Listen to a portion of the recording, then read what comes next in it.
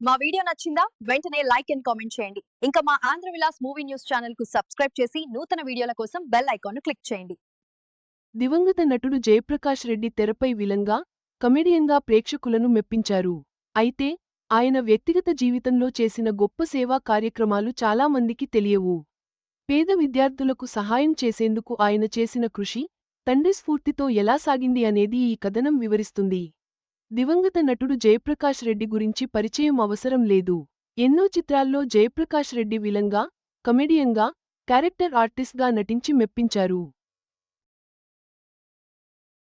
ప్రేమించుకుందాంరా, సమరసింహారెడ్డిలాంటి block buster చిత్రాల్లో విలన్గా నటించారు. డి, రెడీ, కబడ్డీ కబడ్డీ లాంటి చిత్రాల్లో నవ్వులు పూయించారు. నాయక్ మూవీలో జయప్రకాష్ రెడ్డి చేసిన కామెడీ హైలైట్గా నిలిచింది. జయప్రకాష్ రెడ్డి నటన గురించి అందరికీ తెలుసు కానీ ఆయన గొప్ప మనసు గురించి తెలియకపోవచ్చు. ఎప్పుడూ తాను చేసిన మంచి పనులని ఆయన బయటకి చెప్పుకోలేదు. ఓ ఇంటర్వ్యూలో మాత్రం తాను చేసిన సేవా కార్యక్రమాల గురించి కొంచెం చెప్పారు. పేద విద్యార్థుల్లో ప్రతిభావంతులైన వారిని చదివించాలనే ఆలోచన ఎప్పటి నుంచో ఉంది. నటుడిని అయ్యాక జూనియర్ ఆర్టిస్టుల పిల్లలు, జూనియర్ టెక్నీషియన్ల పిల్లలు ఎందరినో చదివించాను. ప్రతిభ ఉండి, మంచి పెర్సెంటేజ్ పొందిన వారిని ఇంజనీరింగ్ లాంటి ఉన్నత విద్యలు కూడా చదివించాను. చాలా మందికి ఫీజులు కట్టాను.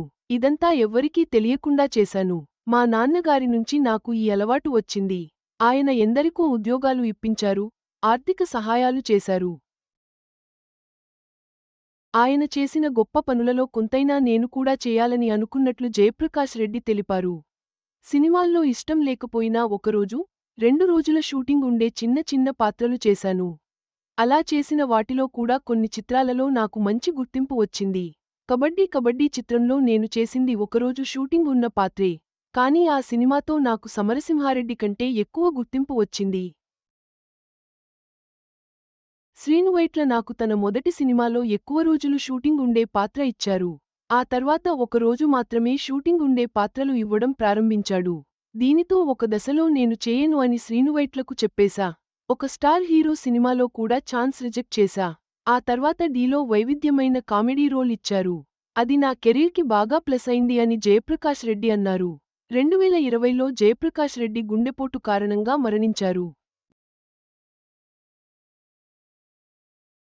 జయప్రకాష్ రెడ్డి నటనతో పాటు, నిశ్శబ్దంగా చేసిన సేవ కూడా ఆయన గొప్ప వ్యక్తిత్వాన్ని చాటుతుంది.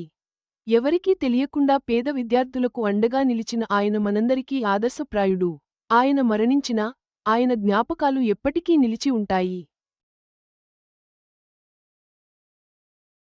ఈ వీడియో మీకు నచ్చినట్లయితే లైక్ చేయండి.